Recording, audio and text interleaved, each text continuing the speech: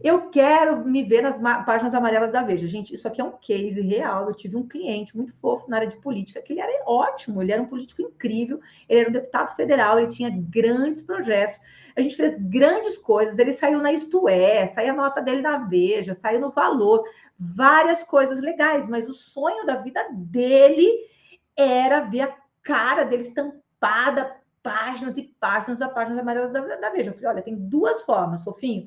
Ou você vai fazer uma cagada, e aí certamente você vai sair nas páginas amarelas da Veja, mas eu imagino que isso não seja o seu objetivo, né? Até porque a sua linha é bastante séria. Ou você tem que entender que aquilo que você fez até agora, os seus projetos, eles estão muito alinhados com a função que você executa. Não é nada que esteja alinhado com o editorial das páginas amarelas da Veja. Para quem, né, eu imagino que todos vocês acompanhem, a Veja tem lá 3 ou 4 páginas que ela tem uma cor diferenciada, que é a matéria principal da revista. Então, quando a gente fala assim, eu quero sair nas páginas amarelas da Veja, e leia-se sobre isso, eu quero todos os espaços de destaque. Às vezes o seu cliente, ele tem um arquétipo, né, do governante, do poderoso, eu sou o fodástico. O que você faz com um cliente desse? Você demite. Ou ele entende qual é o tamanho que ele tem e o potencial que ele tem para sair e onde vai sair, ou ele tem que entender que é uma construção. E eu nem estou dizendo que ele jamais sairia, eu disse a ele que naquele momento, com aqueles projetos, que não eram projetos de grande repercussão, que estivessem alinhados com a editoria das páginas amarelas. Ele não gostou muito, eu não tenho muito o que fazer, e aí nós decidimos que, então, ele deveria buscar um outro profissional que ele achasse que conseguiria fazer isso, porque eu, né, com a minha visão de redação, né, do ponto de vista assessor de imprensa, cliente, que tem que ser uma relação de total transparência, eu não ia conseguir chegar com ele nesse caminho. E é isso, beijo, tchau, e é isso, pode acontecer. Então, quando eu coloco aqui, eu quero nas páginas amarelas da Veja, isso vale para tudo, tá? Às vezes o cliente fala assim para você, eu quero uma matéria sobre este telefone e eu quero que saia no jornal tal. Aí você fala, fofinho, vem cá, deixa eu te explicar como é assim que funciona. Não, você também não vai falar assim para ele, né? Então você vai dizer assim, olha, vamos avaliar algumas pautas, elas são muito interessantes para a gente, mas às vezes ela não tem o apelo de mídia.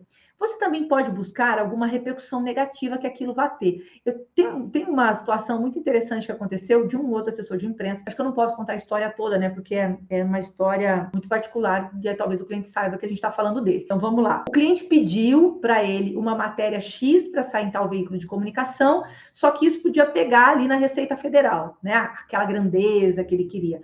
Ele falou: olha, eu entendo, mas você já parou para pensar que isso pode chamar a atenção da Receita Federal e isso pode dar um problema para você fiscal lá na frente?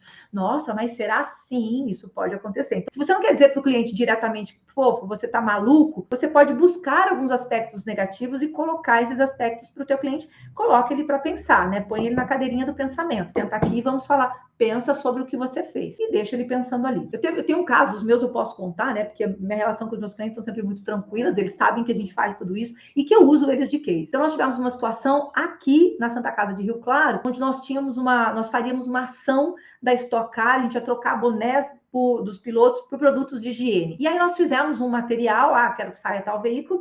Aí ele disse, bom, mas eu não quero que coloque que é quantidade limitada. Eu falei, tem que pôr.